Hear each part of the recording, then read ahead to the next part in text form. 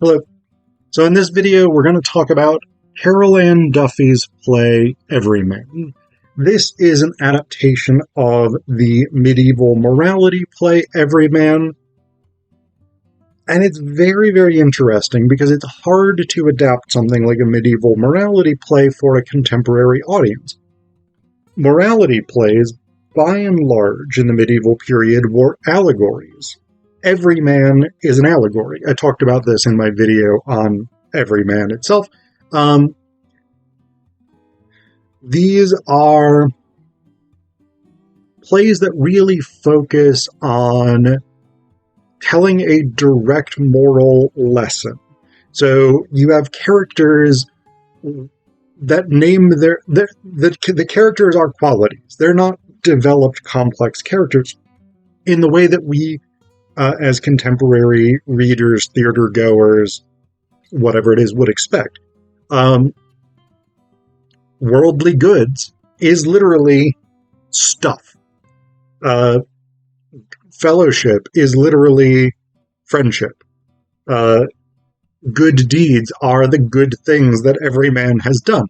This is not complex, necessarily. This is, like, stuff is not hidden in allegory. It is very straightforward about exactly what these characters represent, and there's not a lot of depth or complexity to them necessarily.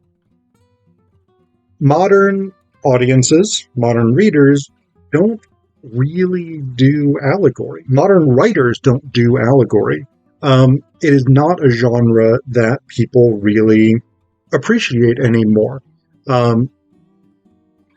Partially because the novel, which is fundamentally a psychological genre, has developed in the contemporary period, which is really the period of the novel.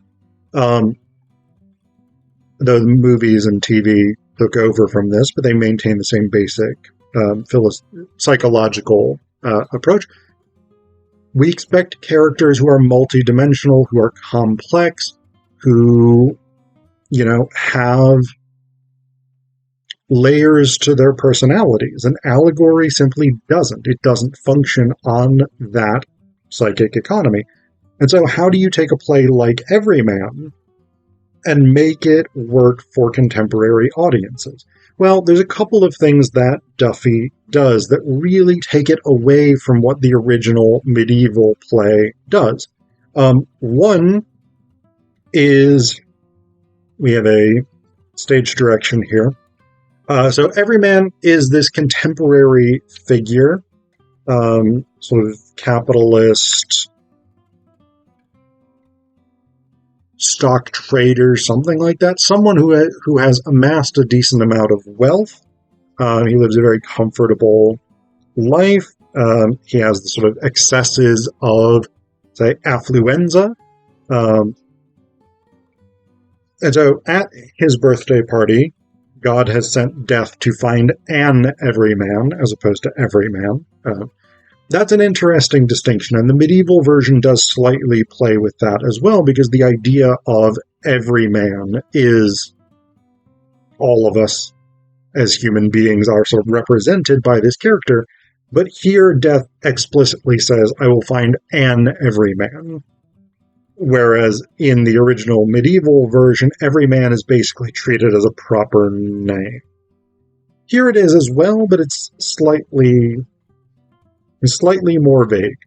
But anyway, so we have a stage direction here. Death basically pushes Everyman off a balcony, or Everyman falls to avoid death. I think you could play it either way. But it says, Everyman slips and falls off the balcony. The rest of the action takes place in his head during his fall to his death. So this is page 11. The actual text starts on page 3, so we're, 8 pages in? And we go from page 11 to page 65. So the bulk of the events that occur are in Everyman's head. That's one good way of getting around the problem of allegory, right? Because if this is a sort of Not exactly life flashing before your eyes type thing, but in that sort of vein, yeah, we can understand that. And that gives this character psychological complexity. Whereas if he actually goes and talks to good deeds and knowledge and worldly goods and fellowship and whatnot, we as modern people accustomed to having characters who are psychologically developed are going to say, what the fuck is this bullshit? This is nonsense. This isn't how things work.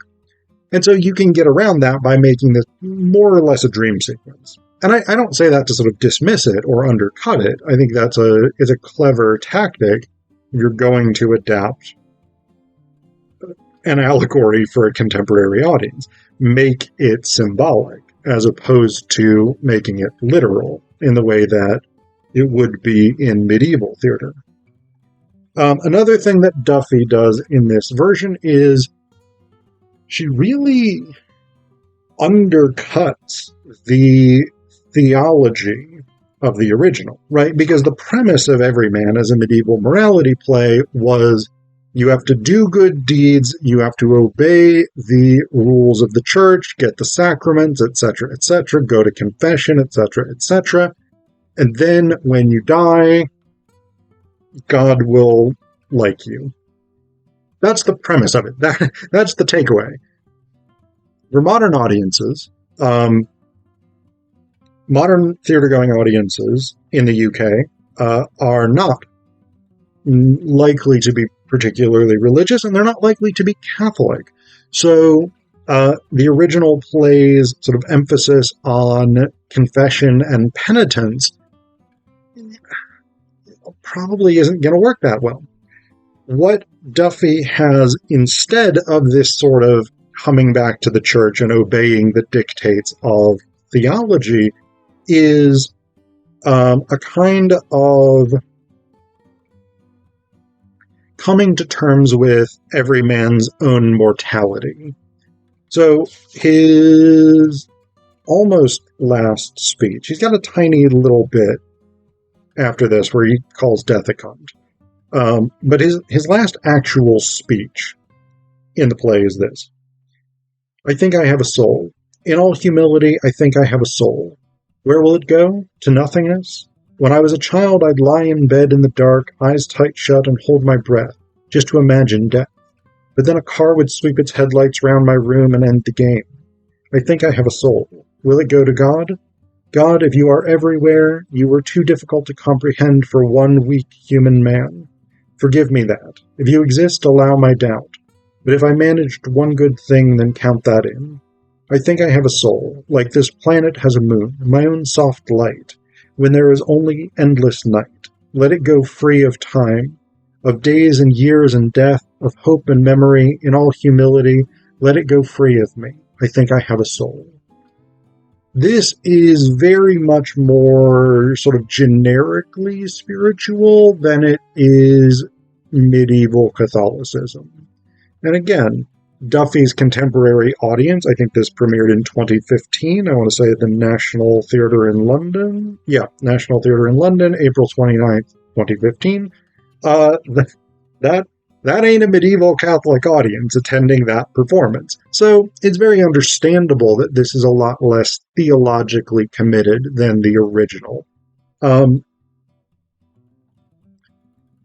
That being said, it does mean that the entire framework of God being displeased with humanity's sinfulness and sending death to every man to make an account of his life on earth, that framework does not quite work as well if the upshot is not every man is going to learn good moral lessons and be rewarded by God.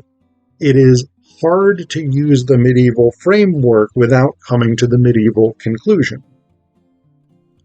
And I think Duffy does a reasonably good job of it. I really like Carol Ann Duffy as a writer. I think it's a good adaptation. I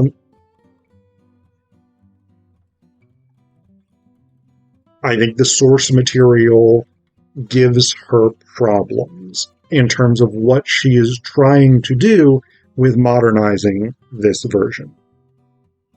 The other thing that she does that I think is quite good, there's a lot of emphasis on greed and capitalism and consumerism in this play, much more than there necessarily is in the original.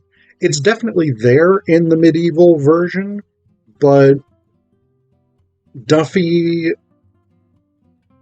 draws out issues of consumption, issues of bad ecological stewardship, etc., and greed. She also has Everyman give a sort of atheistic or anti-God rant.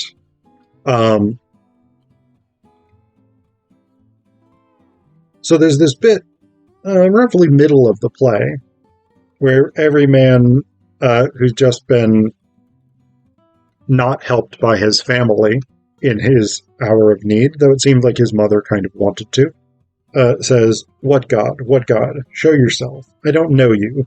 You've never answered my prayers. What about dementia and cancer? What about my mom and dad? Cure them. Who are you? The creator of the mosquito? One child dead every 30 seconds from an insect bite?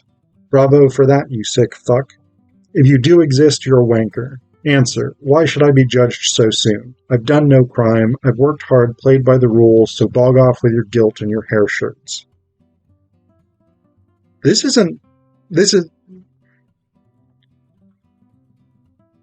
is yes and no, an actual atheist argument. Atheists do point to the problem of evil. They do point to the fact that children get cancer, that people suffer and die, that mosquitoes spread disease that kills people, etc., etc. They do point to all of those things as reasons to question the benevolence or the existence of God. I think that these arguments are often sort of overplayed by theorists who want to convince their followers that atheists make bad faith arguments. I don't know. I'm not going to get too far into that.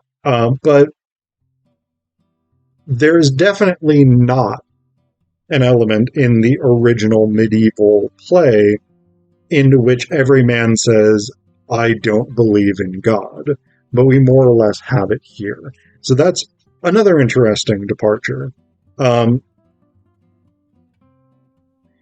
But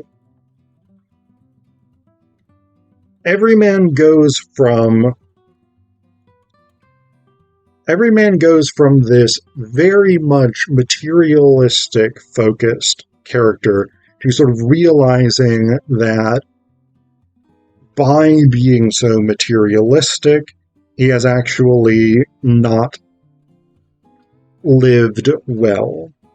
So he says, he follows that bit that I just read you with this. "I'm somebody. I'm not even ill. I'll give you a reckoning. Money in the bank. An Alfa Romeo. A fuck-off house with underfloor heating. Pictures. A signed Tracy Emin. This Rolex.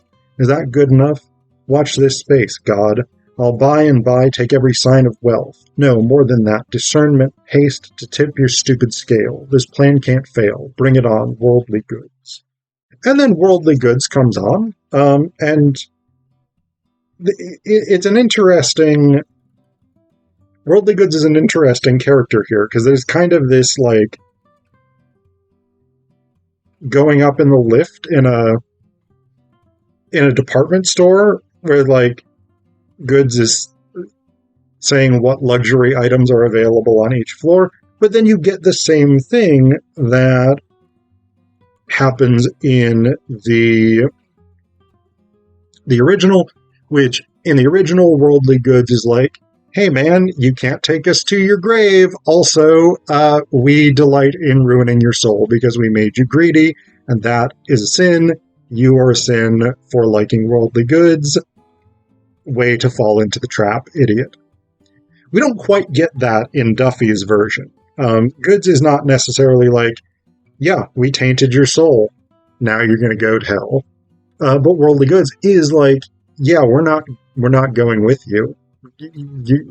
It would not help you if we did go with you and pled the case of you being rich to God. God would not be impressed by that.